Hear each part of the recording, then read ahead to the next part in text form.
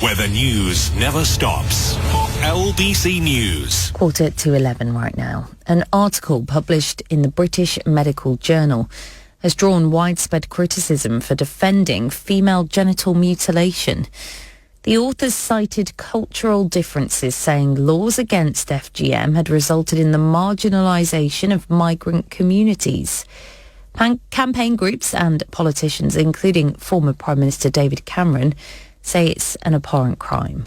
Well, joining us now is Sema Gornall, Chief Executive Officer at the Vavengers, who was an advisor to the Home Office on this issue. Sema, thanks so much for joining us. How did you feel to see this? Just to be clear, it was published on Journal of Medical Ethics, which is part of BMJ, but it's not a BMJ-specific direct publication.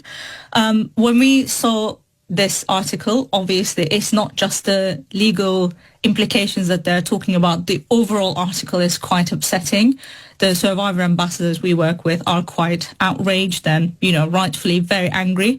In terms of the legal banning, actually, that's a misinformation. I would like to actually talk about that because, say, UK, we've had the law against FGM since 1985. Since then, we've only had 3 successful convictions.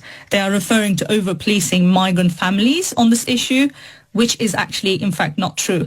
The Avengers commissioned 2 very reputable global law firms, WilmerHale and King & Spalding, to conduct the world's first health and legal research on this matter. We've looked into every single country in the world, and what this report actually shows, which is available on our website for free, is that there is very little legal action against FGM across the world. So that's simply not true. And I'm very concerned that there's such a big, misinformation on such a reputable platform about a very important issue. If you want to talk about these issues, you have to be an expert.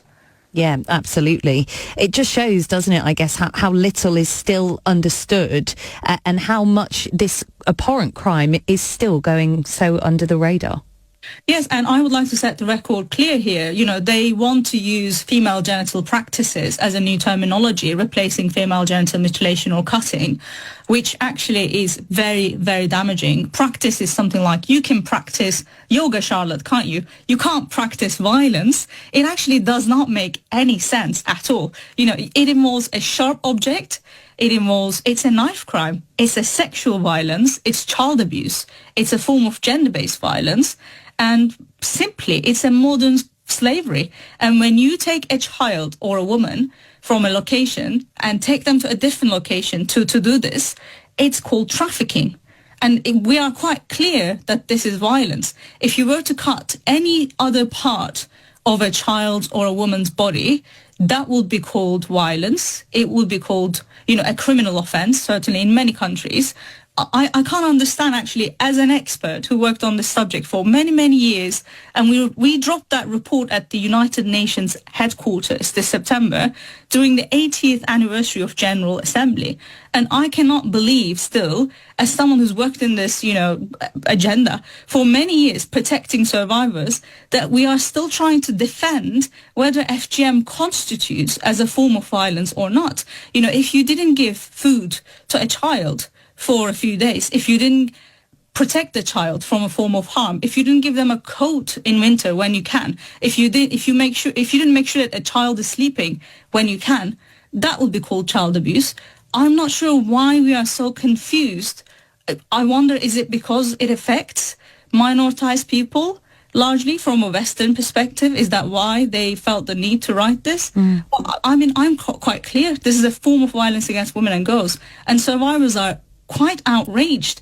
And, you will see a response coming out of African women's rights advocates, which is one of our partners. And this is from on the ground. They are quite outraged, activists from African continent, because it is assuming, this article, that it's the perspective of the global south, which is not at all true, not in my experience. We work with activists from many countries. It's not based on any fact at all. And I'm quite disturbed, to be honest. This report almost seems to suggest that because it's part of somebody's culture, or somebody may claim it's part of their culture, then we should allow that to take place? Like you say, it is extremely disturbing. Do you fear that this almost empowers the perpetrators of this? Absolutely, it does. And this is the exact narrative that will give ammunition to the abuser. Mostly when we see perpetrators, the people, abusers who want to continue this form of abuse on their children or sometimes even grown women, they use this narrative. They say it's our culture, it's our religion. I mean, you look at the Gambia, there was a whole parliamentary debate last year about FGM and how it's supposed to be a culture and part of their religion. You know, we couldn't believe that debate was taking place. Thank God it stayed criminalized. But it couldn't be true, because when you look at FGM, it happens in Russia, it happens in the Gambia, it happens in Iraq, it happens here in the UK. How could that be part of a culture or religion when something is happening so globally? The known numbers are 230 million women and girls alive today. I will leave you with that. And actually, there's data poverty facing this issue. If we were to survey all women globally, we would actually find out it's probably 1 in 5 women who were subject to FGM, similar to child marriage data. So I think this is, I mean, we are besides ourselves.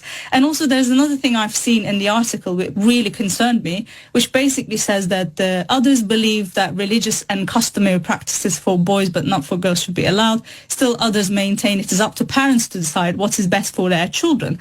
I mean, surely none of us would say it's okay for you to starve your children. It's okay for you to not educate your children. It's okay for you to pick up a knife and cut a piece of their body or organize a surgery for that to happen. No one would say that.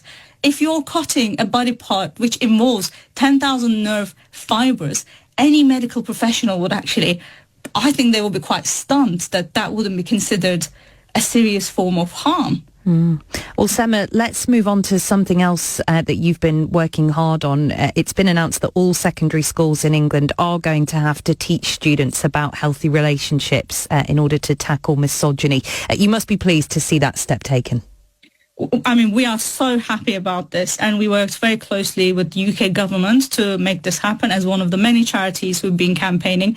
It's so important we teach children about their rights. It's so important we teach them what healthy relationship looks like. And I think FGM fits perfectly in this agenda, because we are telling children it's your body, your rules. No one can or should harm you. You need to be safe in any relationship, including your family relationship. So we're very happy about this, and I hope that FGM takes a big spot as part of this educational plan. Okay, Sema, thanks so much for joining us. That's Sema Gornall, Chief Executive Officer at the Vavengers and a government advisor on violence against women and girls. This is LBC News.